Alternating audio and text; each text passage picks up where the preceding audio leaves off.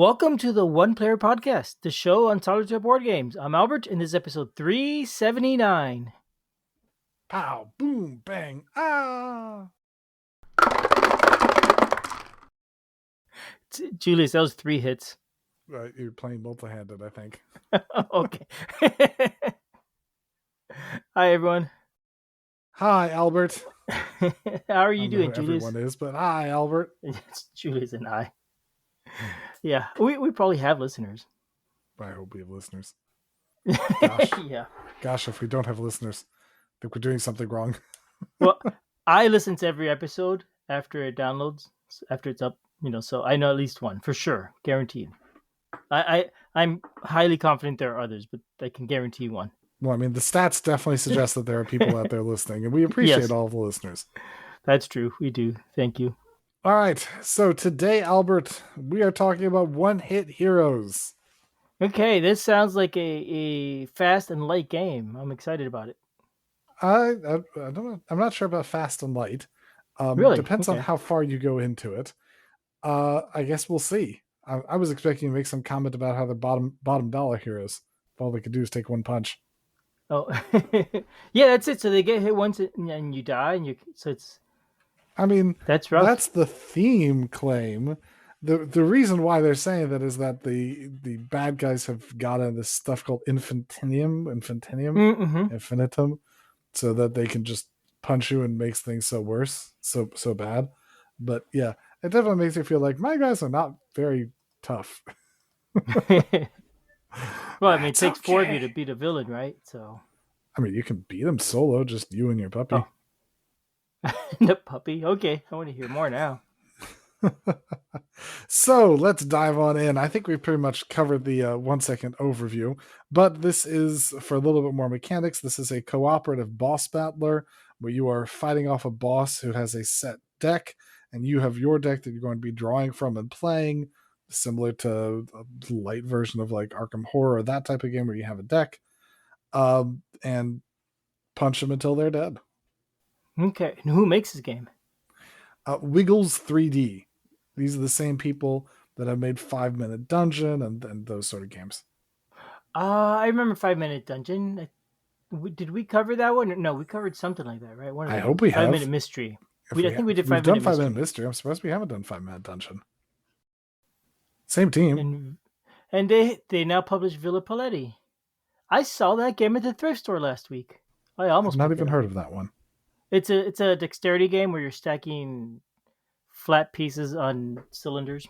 But it's not something we're talking about today, so we're talking about one hit heroes. Okay, let's do it. So, Albert, on to the next hit. What you want? The usual components.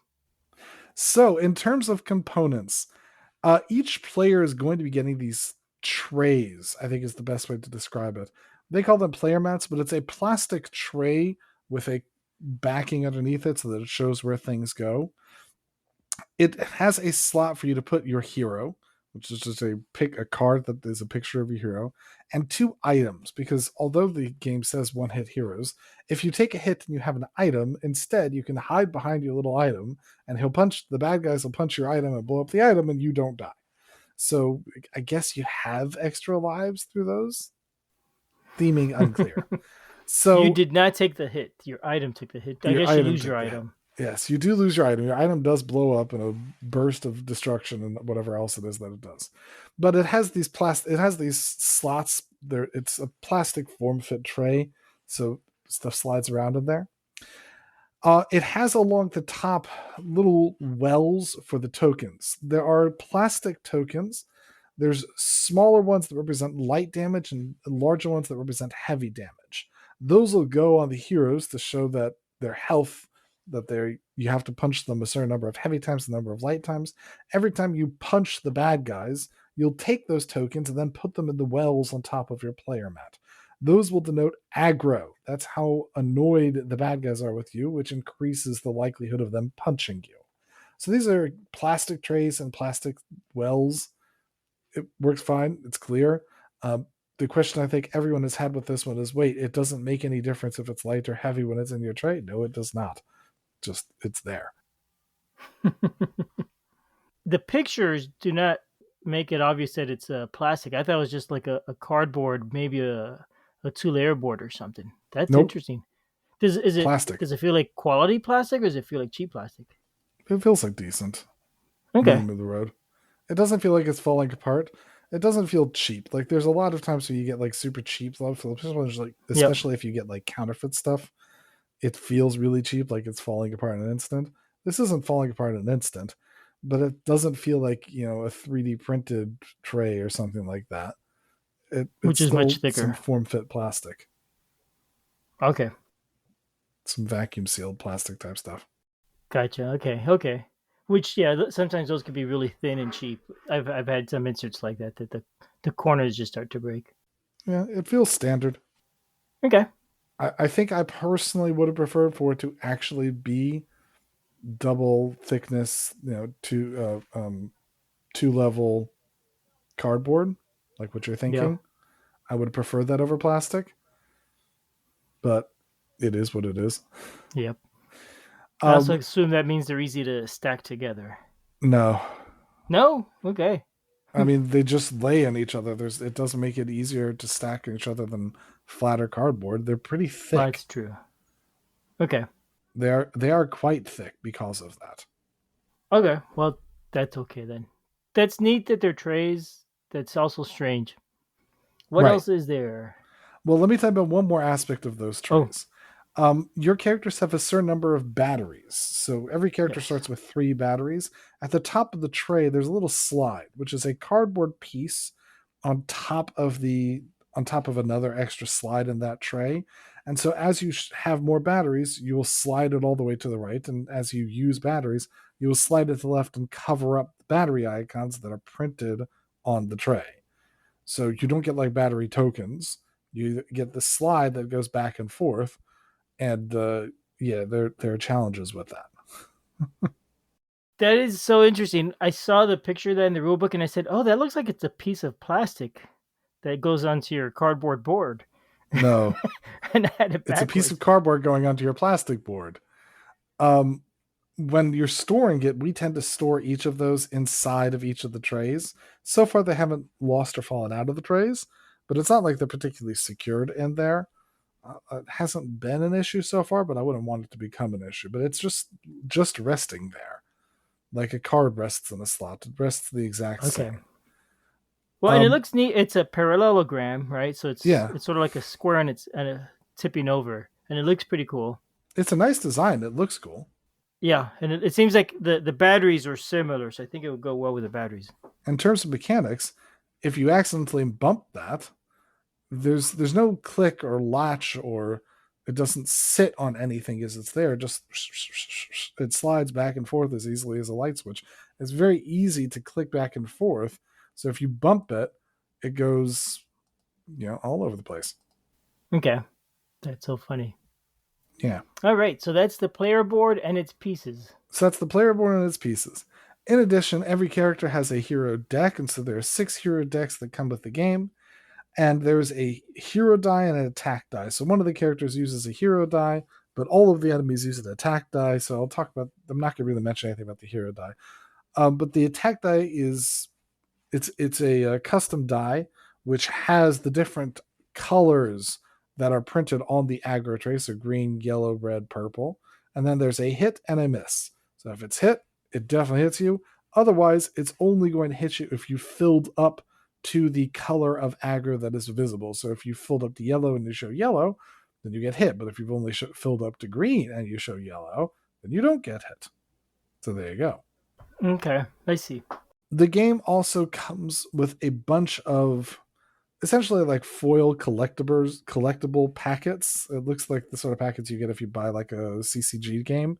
So Yep. those are in each of the episode trays. So there's episode trays for each one, and the episode trays contain a boss mat and cards for that boss, as well as an episode pack, an expansion pack, if you will, for your heroes. Um, Let me discuss now, because I think I've run through them, but I haven't really given my thoughts, even though I have a list of thoughts. Um, in terms of components, I think I've mentioned actually a bunch of thoughts about this plastic tray. I'm not a huge fan of the plastic tray. I understand where it's coming from. I get it. It feels durable. It doesn't feel like it's falling apart. But I'm of the mind that I feel like it feels more professional, more nice for it to be, two-layer cardboard. I think that that's nicer for me. This idea that you want the aggro to easily be able to move and lock in where you're having the plastic pieces, I think that a two-layer cardboard tray would have been just the same and Yep. would have held it just fine. And if anything, I think you would have been had an easier time getting things out. So it feels more quality to me for it to have been cardboard instead of plastic. I'm sure they're going to be doing more of this, and I'm hopeful that in future times, maybe there'll be an option for them to do cardboard instead of plastic. If they ever do, I would be all over the cardboard version instead of the plastic version. But it is what it is. It looks perfectly nice. Like sitting on the table, it looks nice.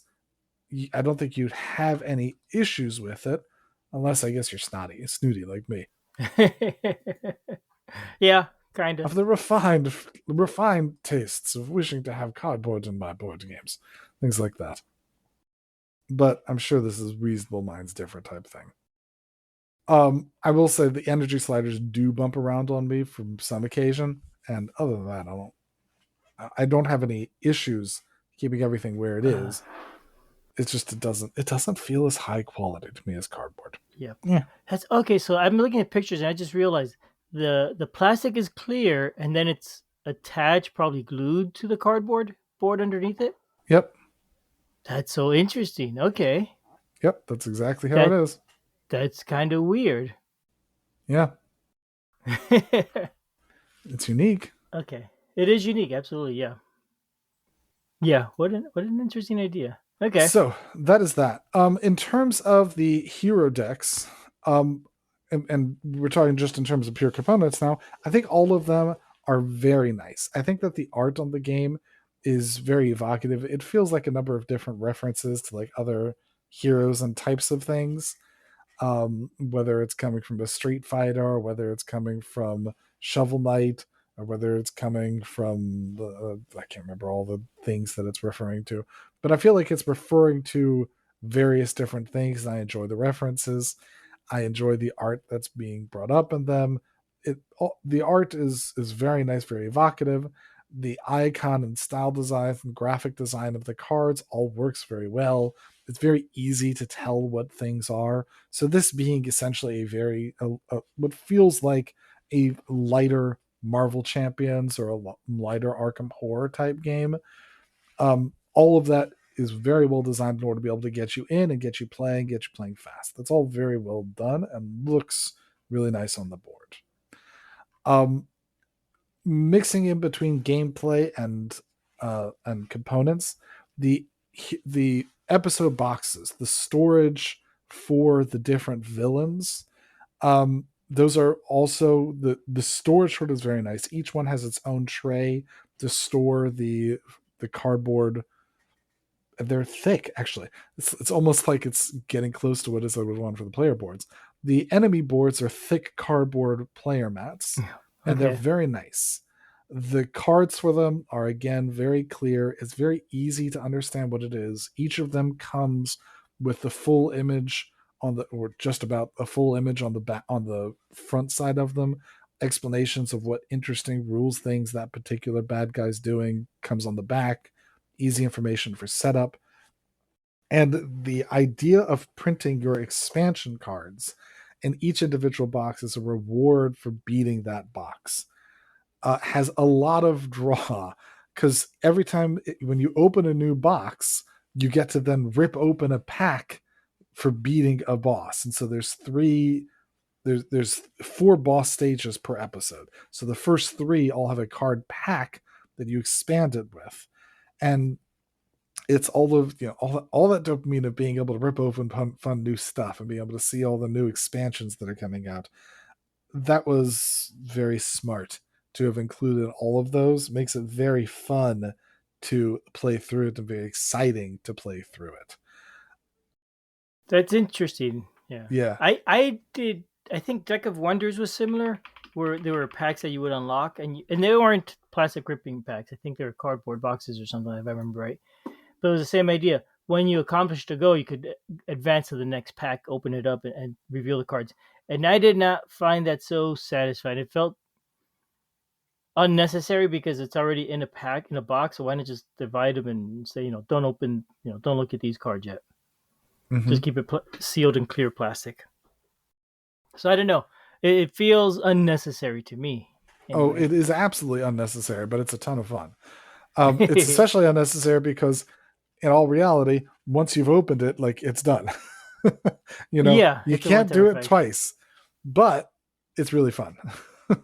It makes it very fun to open those packs and play through them and experience that. So even though it's only a one-time thing, like it's totally worth it for me. I that is a decision that is nothing but fluff, but is a very enjoyable piece of fluff. Yeah, Final Girl is the same. It has a each Final Girl. When you win with her, you get to open an envelope that has a special weapon for her that you could then use going forward in any games you play with her. Yeah, And there you go. I just open the envelope at the beginning every time, see what it is. I don't wait whatsoever. Yeah, I'm not that way. No, I don't ruin that. I've still got stuff that is unwrapped in this that is still wrapped up in this game because yeah, we still have one of the boxes that we've not finished. Okay, So there you go. Yeah. It is fun.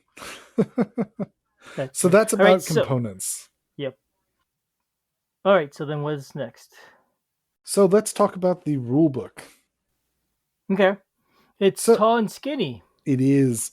The way they made the box layout, they decided to make a rule book that fits the size of the hero trays. So it fits on top of that slot in the box. That we have enough room elsewhere. I don't know why they felt the need Huh. for this. Like this is not a thing that most other things do. It's an awkward size to be able to hold the book. Like why are we That's doing it this way? But it's at least fitted for it, right? Because there's some games where the box would be a size and the rulebook is like three-quarters of that, and it just sits on Yeah. top loose. That drives me crazy. There's at least a logic for what they've Yeah. done. There's a logic for why they've made it a very different sort of size. But uh, the, okay, I I don't think that logic overwhelms the idea of maybe making it not like tower style. Oh, I don't know Yeah. why they do that. Is it at least functional in that size, or does it cause you any trouble? It's functional. It's Okay. functional. I think it's perfectly functional. I can read it just fine. There's no real issues with it. It's just weird. Mm-hmm. It's weird. These are people who have weird ideas. Yeah. Well, you got to applaud them for that because they're trying things that other people haven't tried necessarily. Some of it may work, some of it may not, but that's how you find out, right? That is true. So that's pretty neat. It's innovation, is what it is. That is true. So that is the rule book. Yeah, it's perfectly fine for teaching the rules. I think that the game is not so heavy that it's a particularly difficult one to be able to explain. The rules do a perfectly good job explaining it, especially the more unique mechanic of aggro. But hats off to them and that everything, like the first box is very much the intro style box and holds your hand as it's playing through the game and has a bunch of explanation texts on stuff, and the cards are very self-explanatory, and it slowly introduces things to you. So hats off for introducing the game nice and easy. Hats off for explaining the rules nice and easy. For learning the game is excellent. Okay. And we just for listeners, you said the first box sort of hold your hands and walk you through it. You mean The the first episode. episode box inside the game? Yes, there are 3 episode boxes in the game. Yeah. Okie doke. All right. So that was the rules. They seem fine. It's got art throughout. The pictures of the boards on there are drawings, I guess, or illustrations because you cannot tell it's plastic. It's all flat images. The theme, Julius. So this theme is you are heroes that get knocked out with one hit. Um, I, I boy, y'all are really glass chin heroes. I have to keep explaining over and over again that the game makes this reference the infinitum that the bad guys have, and so that's what makes them Mm. like super powerful and that they can do this one punch stuff. It's not really referenced too much other than like a throwaway line in a couple places. Like they're not Mm. doing anything that makes the particularly one hit.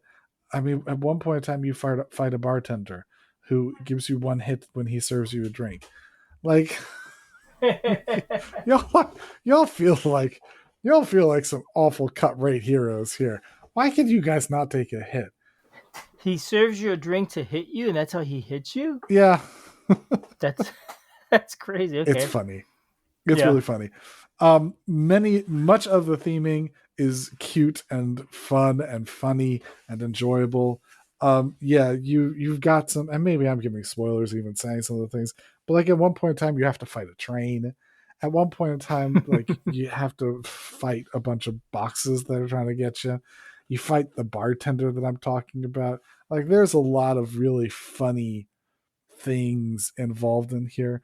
You fight like the essentially you fight like Voltron type style stuff. It's Neat. it's funny, it's enjoyable. I like the thematics that they've put into it, and it's all really cute and fun to see these things. I like the thematics. It strikes my whimsy. That's cool. Are these the bosses you're fighting that you're describing, or not I am necessarily? describing the bosses, yes, because there Okay. are in base there are 4 boxes. There are 3 boxes with 4 each, so that's 12 guys. There's an extra box that you can buy separate, the Oh, box 4 or box epilogue, what have you.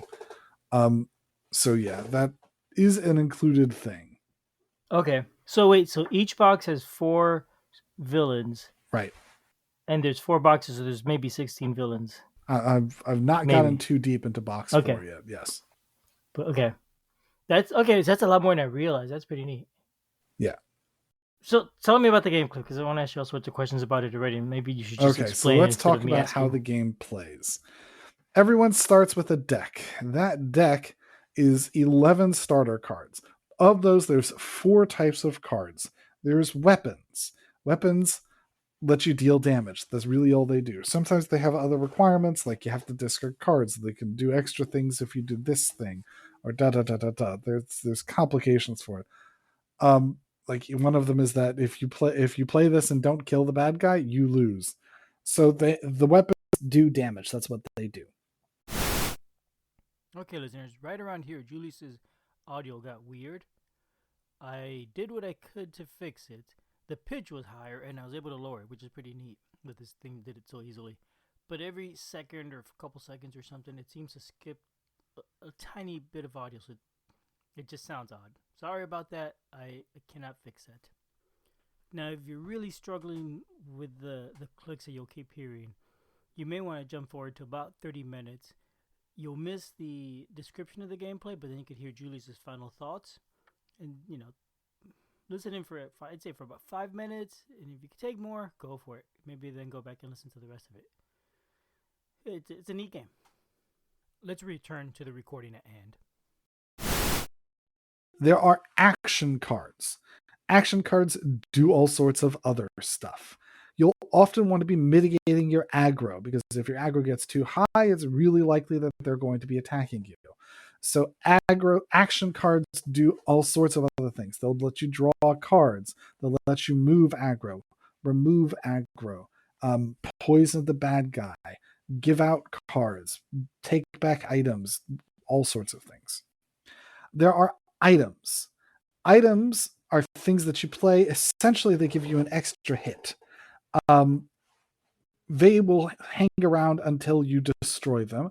And because of that, they're often giving a power that you can activate once per turn, or that are just a sort of an ongoing power. But they are the things you play that stay out. You can only ever have 2 of them active at once. And then the 4th type of card are reactions. Reactions can be played at any point in time. You have a card limit of 3 cards per turn. Reactions do not count to that turn, mostly because you're not really playing them on your turn. You play them on boss's turn or on an ally's turn. Some of them can be played at any time, but usually they're very defensive type things. So reactions don't count to that. They're unique little birds. and can just do all sorts of different things. Usually not deal damage, but sometimes they do. You have that hand of cards. You will draw up to 5, and you will play those. So typically you'll deal damage, take actions, protect yourself with items. At the start of your turn, you will reveal what the boss is doing next. Each boss has their player mat that shows their ongoing effect. And then they have a boss deck, which is sometimes like 6 cards big. The deck that the boss uses is ordered 1, 2, 3, 4, 5, 6. So they have a specific order for how they go through their things. So they may punch and then defend and then punch and then super punch and then reset and do it over again. They keep doing this over and over and over again. You will often want to try and finish them before they get through their whole deck, because often their last card is like super punch. That is bad if you don't get through that. So if you don't manage to get through that, often things get worse. Sometimes they'll get worse and just keep going through that, but there's nothing driving you that you have to finish that. But the boss every time will go to the next one. So it's very set. If you played through a boss before, you may even know exactly what it is that they're going to do and know when it is that you want to time how it is that you want to be attacking.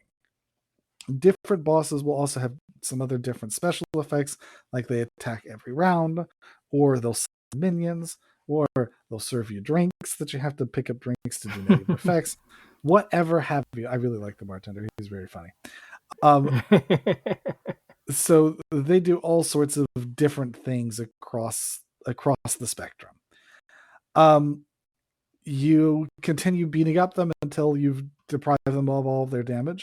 So you take a turn, they take a turn, you take a turn, they take a turn, keep going back and forth until you've deprived them of all of their damage, hope that they haven't killed you, and then you win. If you beat them, you get to rip open that deck, and everyone does a draft to add things to their deck. So your deck starts with 11 starters, but you get to add 2 every time you beat a boss. So by the time you're moving on to the 4th boss, you've added now 6 extra cards to your deck, so your deck's a fair bit thicker. And theoretically, that makes it different as you're building on and going forward and going through the deck to be able to see some different synergies and see how things work differently. And often those are a little bit harder. I did forget one thing, though. There's 2 of the different cards. There's 2 different types of cards as well. There are burn cards and discard cards. Some cards have a green icon on the left of them that shows when you play them, they go to the discard pile so you can get them back. Some cards show a red icon on the right of them, mean that when you play them, they're burned. So they are once per game use. Unless you find some way of recurring them, they are a once per game use. So like some of the bad guys will want to just keep burning out your cards, and you have to beat them before you run out of deck. Because if you run out of deck, you're in trouble. So burn cards are once per use, and discard cards are theoretically you can keep going. So keep fighting through that and kill them, and then hopefully you win. Let me give my thoughts, and then I guess Albert will take his turns. Sound good, Albert? That sounds fair, yep. So in terms of the gameplay of it, the game, it does not take a lot to explain even the entire rules. I've really basically said all the rules just now. It doesn't take a lot to get in. The cards are not super complicated to understand or to play. There is some interactions. There is some decision making. The number of times that I've lost because I've made poor decisions and things just have not turned out well is fine. There's a lot of randomness on whether or not you win or lose, because it's, if you roll well, if you roll misses every time, you will never lose. If you roll hits every time, you will have a much harder time. But it seems like a lot of that can be generally mitigated. There's a lot that you can do to be able to change what your dice rolls are, to be able to change how it is that things affect you. So you have a lot of control to be able to determine, whether or not you die, I suppose. So that seems controllable. It's not pure luck. It's not pure randomness, but it's not deep. It is not an Arkham Horror game where there's a ton of interactions and a ton of different actions that you can take. You generally have like you're supposed to have a hand of 5 cards, and you're playing 3 of them. And generally each of your guys is like, I'm going to do this thing, and I'm going to push the button multiple times. Quite often, especially when you're fighting the first boss of each deck, your guy has a thing. Push the button and push the button over and over again until the bad guy goes down. After the first draft, you have things start getting a little more interesting, but even really the first time, it's still fun. It's lighter, it moves fast, everyone keeps going, and it's a fun little co-op for everyone to stay involved with. And keep playing through it. So I think it's very fun interacting with and playing through it, even if it is a little bit lighter and a little bit less sensible. There's a lot that you can really pull together with that, especially once you start doing the drafting. Once you have drafting where you're drafting from older decks and just having a whole big mix of all the different things come together, that makes things even more interesting to me. So often for me, for the first boss fights, it can be rote, like playing through, especially like the tutorial boss. It's like, okay, like 2 turns later, he's down. Like it doesn't take anything from me to just push the button and run through it like super, super fast. And then we're up to doing a random draft and things get more interesting. So it's not that hard to set up. It's not that hard to play through it. It's not that hard to jump into it, and it's very enjoyable to be able to play through it as you're going through it. So I think it's a good solid recommendation for me. Nice. Okay. It sounds like it's fun. It's like you said, it's light. Um, how is the solo game? Is it just play multiple characters Ah, and that's it, yes. or do you play one character? At hand, if you're getting just the base box, it is play multiple characters. And in fact, I really think even if you get more stuff, that is probably the way you want to do that. But you can purchase the expansion, the DO660, aka the Doggo expansion. Doggo comes with an extra hero pack, so you can play as Doggo. So Doggo it could just be a beginner mode add-on to help do a couple extra things, or you can play Doggo where Doggo just does a little bit of extra shielding and a little bit of extra hits to make up for the fact that you don't have another character with you. So it's an automated, slightly weaker second player, where you just do a thing without having to focus on extra thing. For a game that is already Okay. light, I don't need to make it lighter by having an automated companion hanging out here. I'm perfectly fine being able to just two-hand the game. So I two-hand the game. Gotcha. That reminds me of Robinson Crusoe, where if you're playing solo, it has a dog you could use, and you could also use Friday Yeah, to help you out. And they're simpler, but they have extra actions for you. yeah. Okay. I like the drafting too. So if I'm playing the game, the first if I'm well, so let's say I play the game and when I come back and replay it later, if I'm doing an episode that I've already done, I'm opening the box and I'm starting it from the beginning of that box, or am Mm-hmm. I jumping around from villain to villain? Uh, Like, can I choose to start with a third villain, or is it not yeah, intended that you way? have to go linear through them. Okay, Like it goes 1, 2, 3, 4. I mean, there's nothing stopping you from doing what you want with your own game. right, But yeah, it's designed to go one by one. The earlier bosses are usually a little bit weaker than the later bosses, owing to the fact that the cards you can add in from drafting are a little bit stronger than the cards that you get by default. right, and okay, and so then the next thing I was wondering, so if I am playing box two, do I have cards from box one available, or is it only the box two cards? Under the rules, the first time you play through a box, you only have access to the cards from that time. So the first time you beat the bartender boss, you get the bartender cards. After that, those cards, once you beat that box, they get shuffled into an armory, and all of the cards go there. So the second time you beat the bartender, you shuffle up from all of the cards that you've ever unlocked, and you get a random draft from all of the cards. So you may get bartender cards, but you may get cards from the first box. You may get cards from the third box. There's no way to know. Okay. And do the episodes are they intended to be played in order also, or does it matter? Um, the episodes do not need to be played in order, but there's a story that it's presenting across them. It's a Okay. very light story, but there's a story that it's presenting across them. Okay, so that sounds fun. It sounds pretty neat. I like the simplicity of it too. I like how the drafting works. I kind of worry a little bit about what you're saying, how you always have to start with the first hero, especially the first one's always gonna be easy just to unlock a couple cards. It almost feels like maybe you just want to skip the first hero and just go ahead and draft it and start with the second hero as if you'd played the first one? Yeah, and that may be a thing I would do. One of the reasons why I haven't done that too much yet is because I've not played. The game comes with, I think it's 6 heroes. No, five. Oh, Yeah, okay. 6 heroes. So the game comes with 6 heroes. So I've not played a whole bunch of time with a single hero against the same guy to make that repetitive. So usually I'm playing with a new guy. So I will get myself familiar with the deck. But because it's once I see the deck, I'm Hmm. able to just like, oh, I get how it is that they're playing. Let me just push the button like 3, 4 more times until I win with it. But I use that opening round to take an opportunity to really familiarize myself with the deck to begin with. Okay, that makes sense. That sounds cool, Julius. I like the game. Is it expensive? It looks like a smallish game. I don't Oh, imagine it's it's not a expensive smallish based on game. the It's a component. it's a it's a bigger game. I mean, Oh, let me see what I got it from Kickstarter and see if it's available for purchase anywhere. I don't see it. Wiggles 3D. Maybe I could buy it from them. I could pledge now. Yep. So they're doing a second Kickstarter, I guess. No, they're not doing the second Kickstarter. It still looks like it's just shipping out straight from them. Okay. Late pledge. So one. Yeah, so it's 97 Canadian. So that's what, $90 US to get Yep, it straight from them. and that's not the all-in pack. That No, that is is the the all-in the pack. base game with the dog. Well, but there's another all-in app pack that has more. Oh, even more. There's one that's 200 Canadian. The ultimate co-op bundle, USA and Canada No, only. that's every single game they've ever released.